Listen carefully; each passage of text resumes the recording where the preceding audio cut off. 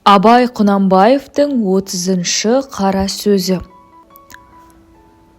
Қырқын мінсе қыр артылмайтұғын, осы бір қырт мақтан деген бір мақтан бар. Сол неге керек, неге жарайды?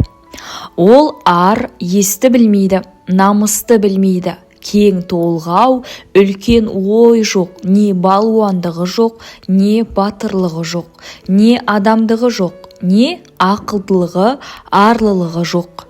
Мойнын бұрып қойып, өй, Тәңір-ай, қойшы әрі кімнен кім артық дейсің?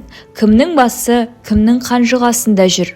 Ол менің қазаныма ас салып беріп жүр ме? Мен онан сауын сауып отырмын ба деп бұлғақтап, немесе аяғаным жаным ба?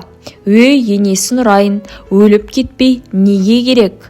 Азар болса атылып, я осы үшін айдалып кетсем де көнгенім ақ, әйтеуір бір өлім бар ма деп қалшылдайтұғын кісі көп қой.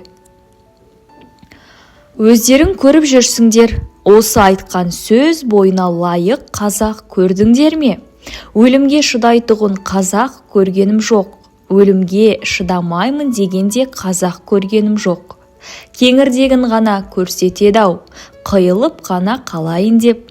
Егер осы сөз бойына лайық кісі көрінсе, ақылы жоқ болса да, қайратымен ақ кісі айдындыратұғын адам болғаны ғой. Егер шын айғайды көргенде, кірер жерін таба алмайтұғын дарақы, жұртты осы сөзімен айдындырамын, мына кәпірден кісі шошитығын екен, дегізіп айдындырайын деп айтып отырған құр домбытпасы болып, босқа қоқиып отырса, соны не дейміз?